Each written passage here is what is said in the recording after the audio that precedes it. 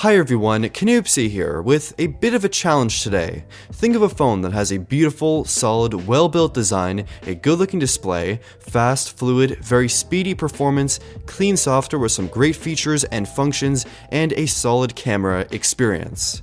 And also costs $500.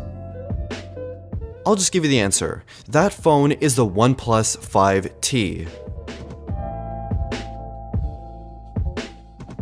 The second you pick up the phone, it has a very strong similarity to the previous OnePlus 5, but has two major design changes. The first being a switch to now a rear fingerprint scanner, and it's still insanely fast, but we also have a new 6-inch 18:9 display that's still 1080p and AMOLED, and honestly, it looks great. You have vibrant colors, solid brightness, and videos, pictures, and whatever you want to watch on this display looks awesome. The real benefit of this change is that you lose a whole bunch of the bezel from the OnePlus 5, and within the same form factor, you gain a bigger screen. You may not be a fan of this change due to having black borders and watching videos and all that kind of stuff, but I think the pros outweigh the cons here. This is a great panel, and having less bezel is always welcome. Right above the display, the front-facing camera now doubles as a face scanner for security, and right off the bat when this was first announced, I wanted to just cast it off as being a gimmick, but after actually using it, it's great. It's just really fast, and unlocks your phone in less than half the time of the iPhone X with no final swipe up. Now, it's definitely not as secure as the iPhone X, you can't use it for payments or for buying applications or anything, but it's there for unlocking your phone quickly and very conveniently. It doesn't work very well in the dark though, so definitely have your fingerprint scanner as a secondary option. The 5T also still has a headphone jack, which is definitely a very rare occurrence for flagship phones these days, but sadly there's no water resistance or wireless charging. Now, at least in my case, these are definitely some important features, but I don't think they're entirely necessary for the vast majority of users, but it definitely would be nice to have these features maybe in the next phone. And side note, I've been keeping my 5T in this amazing OnePlus sandstone case. It just brings me way back to the OnePlus One, total nostalgia, and it adds a lot of grip to a very slippery, very slick phone. I totally recommend this case. Powering the phone, it's the same specifications as the OnePlus 5, but this phone still feels incredible while using it. I have the 8GB of RAM model, and basically performance is on a whole other level. You tap something, boom! Close it, tap something else, boom! And just performance is lightning quick, and plus with all that extra RAM, even with the 6GB model, you can leave things open in multitasking and revisit them and they'll snap right back into place the way they were when you first originally left them. Performance is very close, very speedy compared to the Pixel 2 XL, and it's also because of OnePlus's very minimal software approach with Oxygen OS.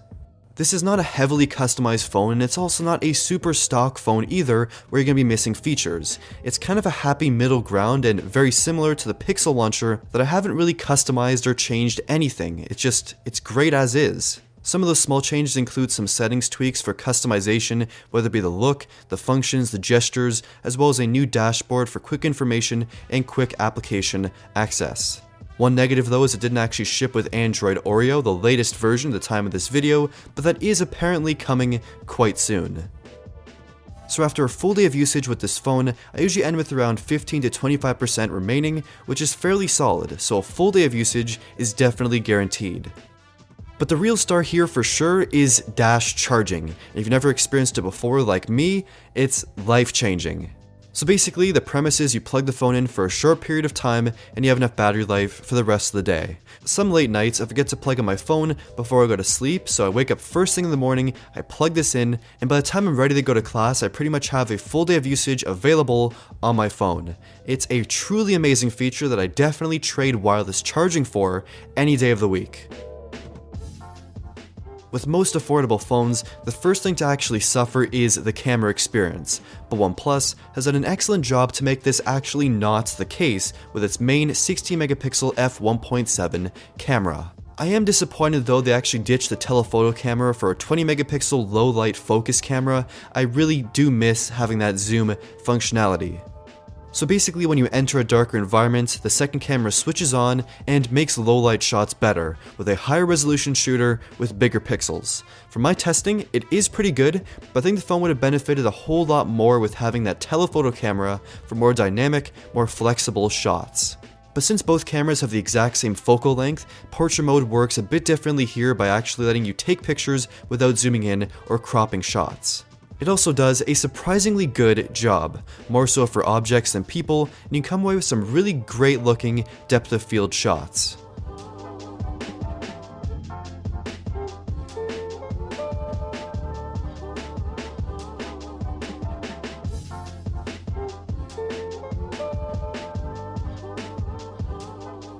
General photo colors are good. There's really not an aggressive color cast either, but there is a slight cooler tint, and sharpness and clarity has gotten a lot better over the last few software updates to make pictures a lot more crisp looking. 8 out of 10 times you're going to come away with a good shot. It's quite impressive.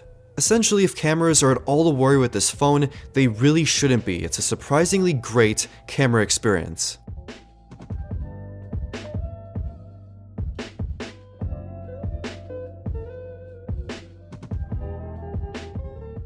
The selfie camera is somewhat weak with a bit less sharpness than I personally like and some exposure and color problems, but shots are usable. 4K video with no optical image stabilization and just electronic image stabilization looks surprisingly epic, like you're basically floating on a gimbal or something. It's really good. There is a very minor jello effect for some quick movements, and the general look of the footage could be a bit brighter and a bit more detailed, but results can be good.